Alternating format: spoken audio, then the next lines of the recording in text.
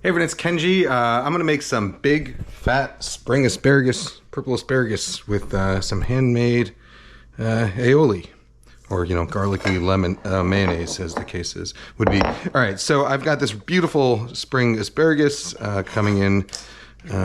Just started coming in to the farmer's market. So these big fat spears, I'm gonna peel them, just because the stalks can get a little bit fibrous. That peeler is not so great. Try this one. There you go. Over time, these peelers can sometimes, you can hone them, I guess, like, no, that one's not great either. You can hone them the same way you would hone a knife. I'll show you. And that should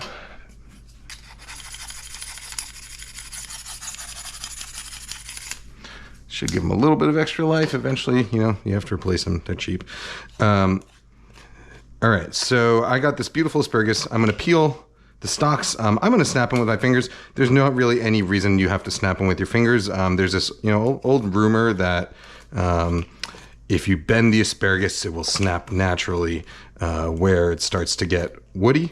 I have found this to not really be the case. It kind of just snaps.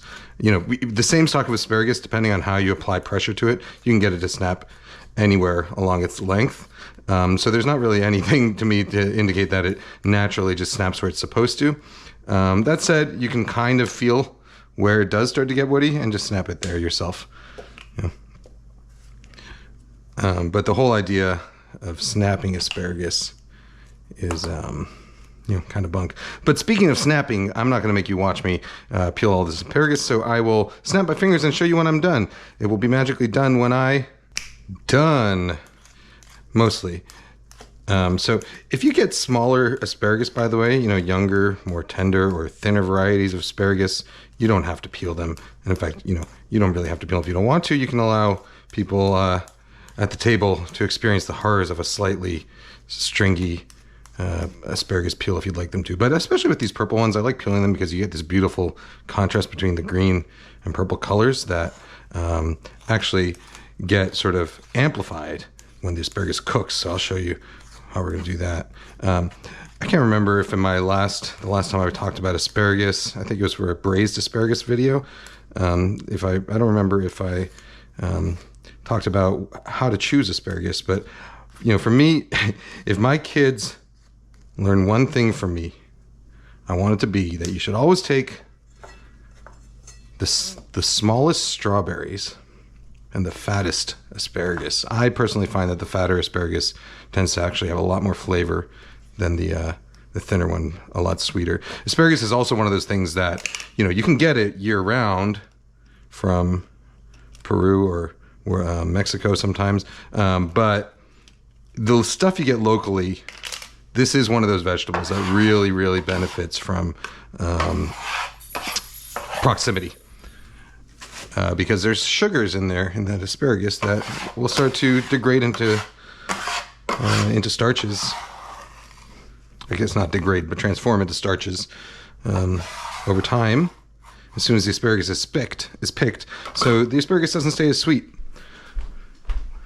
So if you can find freshly picked asparagus, or better yet, if you live on a farm, an asparagus farm, just go out and pick some. But if you live in an asparagus farm, you don't need me telling you any of that.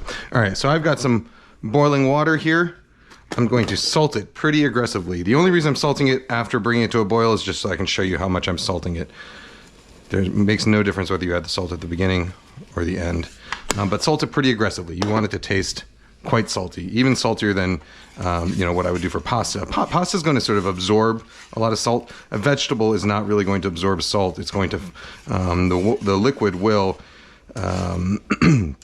you will get some salt on the surface of the vegetable, but it's not going to absorb into it the way it does with pasta. And so you don't want to season your water as highly as you for pasta as you would for vegetables. But that's nice and salty.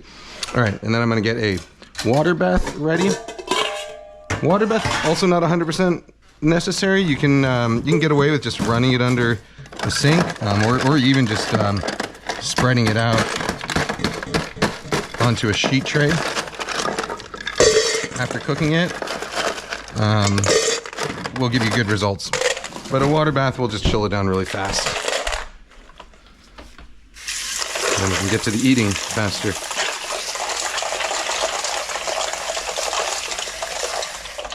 All right. So asparagus is going to go into the boiling water. This is called blanching. And we'll just give that about, we'll keep an eye on it, but probably a minute and a half is my guess will be. Something like that. All right, so we're gonna make aioli. No, I wasn't talking to you. We're gonna make aioli the old-fashioned way, which means we're going to pound it in a mortar and pestle. Mortar and pestle. I'm gonna add some tarragon to it at the end because I think tarragon, garlic, mayo is really nice on asparagus. You could do any herbs you'd like though. Parsley, chives, basil. We're just gonna stand here and name herbs. That's gonna be how my show goes from now on. All right, so I'm gonna put the garlic in here. So as a lot of you probably know, the compounds in garlic that give it its sharp flavor are kind of locked away as two separate compounds inside the cells. So only when you cut the garlic open or why do you keep talking to me? Only when you cut the garlic open or when you smash it and rupture those cells does the pungent compound get released. And so one way to actually mitigate the amount of pungency you get from crushing garlic is to add a little bit of lemon juice while you're crushing it, because the acid actually inhibits that reaction. So just a touch, and I do this when I make, a tahini sauce or when I make hummus. Anytime I'm sort of pounding garlic, if I'm making a tzatziki, I would do this. Anytime I'm combining garlic and lemon, and I want to sort of tame the garlic's flavor, especially in things that's going to be served, where it's going to be served raw, I will use that little trick of chemistry to tame garlic's flavor. All right, so the asparagus is essentially done. You can see how bright green it turns. Beautiful, right? We're going to chill it in this water bath and make our aioli. Whoop. Dive in, fella. All right. I haven't done this in a while, so hopefully I still got the elbow grease to pull it off. All right. So I added a little bit of salt in there. Initially it's just gonna act as an abrasive. Eventually it all kind of breaks down and it doesn't really have much of an effect, but a little bit of salt at the beginning does help your garlic get smashed up a little bit faster. So I am gonna make this the more modern way with an egg yolk added to it, as opposed to the really traditional way, which is just garlic and olive oil, some seasonings, but no egg yolk. I'm going to add the egg yolk.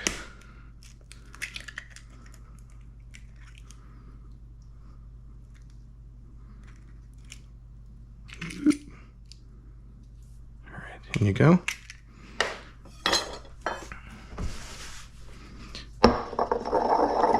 All right, so now I'm going to start kind of grinding.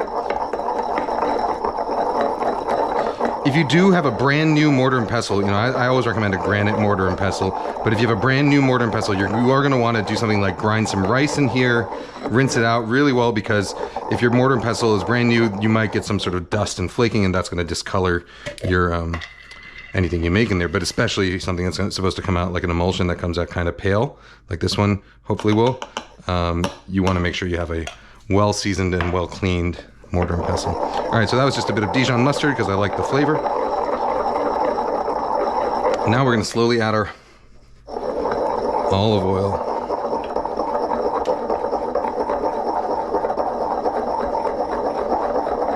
You want to use a really good quality extra virgin olive oil for this.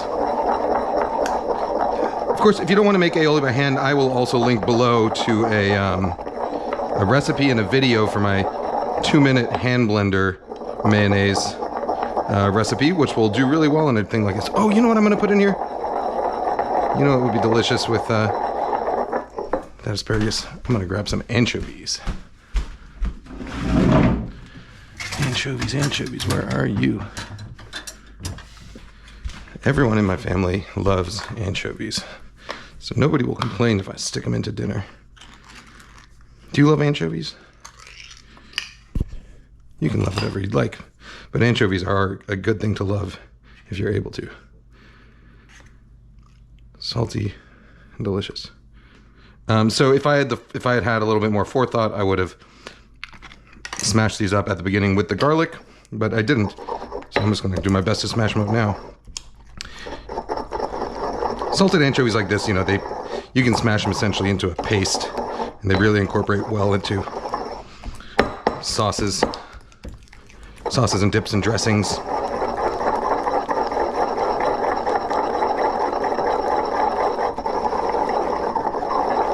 All right, so you see how it's getting thick like that? It's because we're forming an emulsion.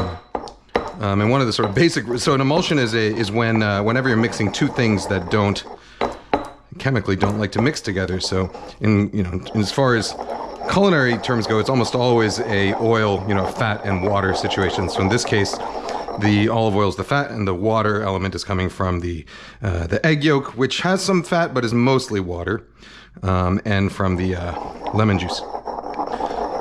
So once you get a kind of strong emulsion going, so the basic rule of emulsions is that they're always going to be thicker than either of their constituent parts. So mayonnaise is going to be thicker than egg yolk or water or olive oil, as long as you're making it right.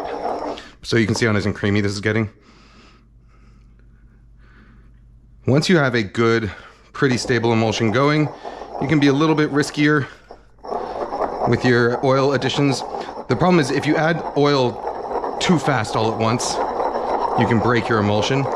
And then what happens is you end up with the fat separating out into a layer on the top and everything else in a layer on the bottom. And it loses all of its thickness and its creaminess. It tastes greasy. A broken mayonnaise. Yeah. Needs fixing. All right, let me taste now.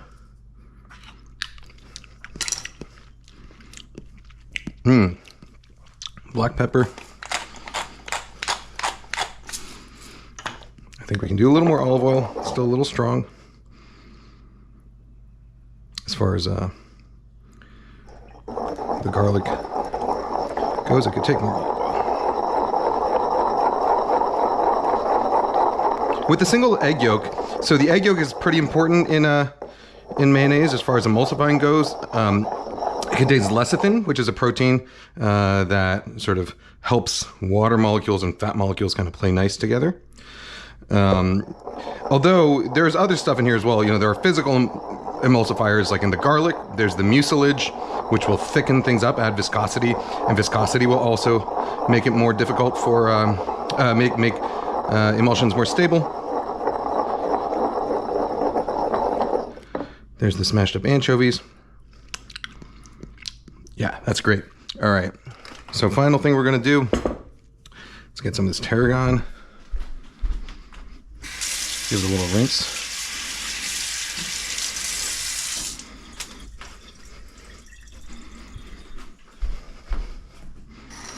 Whack it down to get the extra water off. Oh, all that banging outside, they're still pouring concrete out there. All right. Tarragon is a lovely herb. It has a sort of, licoricey, anisey flavor to it. I don't think I had tasted tarragon in my life until I was, probably until I got my first cooking job at like a high-end restaurant. I don't think I knew what tarragon was before then, like my 20s, my early 20s. Or maybe, I guess I was I 20? It must have been about 20. But I think the first time I had tarragon was when my chef taught me how to make a béarnaise sauce, which is essentially like a hollandaise, but instead of lemon juice, you start. It's also an emulsion, and a hollandaise is basically the same as a mayonnaise, except there's butter fat instead of olive oil as the emulsifying fat, and it's hot as opposed to cold. But I was making béarnaise, which is the same as a hollandaise, and instead of lemon juice, you add a reduction of vinegar and white wine flavored with shallots and tarragon. So that was the first time I'd ever tasted tarragon. Love it now. All right, so you saw when I add just a little bit of water because I want my sauce to be just a little bit looser. You know, so if it starts to get too thick, generally that's an indication that you're adding too much oil in there, and it's also an indication that it might soon break. It'll get thicker and thicker and thicker until eventually it can't hold any more oil, and then it'll break, and all that oil will come pouring out, and you will be left with broken sauce. So if it starts to looks too thick, if it tastes a little gloppy in your mouth, just whisk a little water into it, or pound a little water into it with the, the pestle. Or the mortar. I never ever remember which is the mortar and which is the pestle. All right, you know what I mean. The pound it in with the poundy bit, not the bowl bit. Okay, I think we're ready to serve. I'm just ready to plate it up because nobody's here yet. Nobody's home yet. I'll serve this later. This is one of those nice things that you can, make in advance because it's all cold.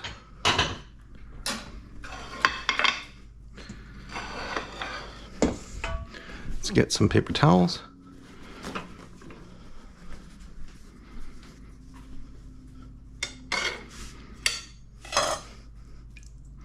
Gonna lay out our speary grass.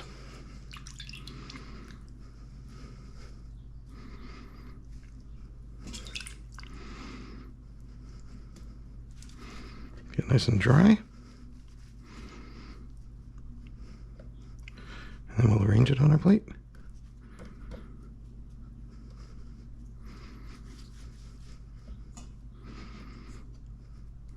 If you've got kids, so my son, who's 19 months old now, maybe 20 months by the time this video actually comes out, he loves asparagus. My daughter also used to love asparagus when she was younger. She's 6 now. And now she decided she doesn't really like asparagus. It's one of the few things she doesn't like, but she's always open to trying it again, which is all I ever ask for, because you never know when you're going to change your mind. Anyhow, she used to like asparagus when she was very little because she thought it made her feel like a giant eating tiny trees.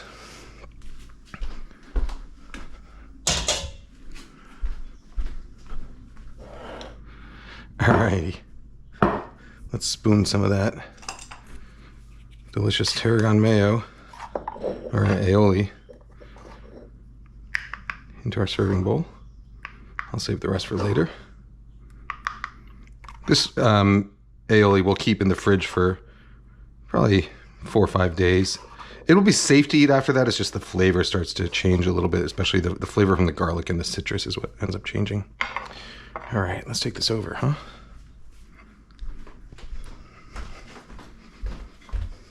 Hey, I'm on. You want some asparagus?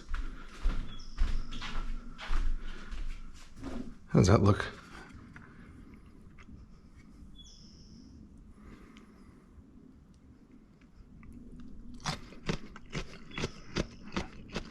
Mmm.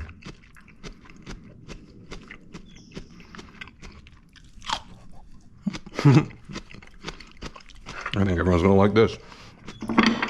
I love when the asparagus is like tender but still crunchy. All right, I'm gonna give him one a little. You want some, Hamon?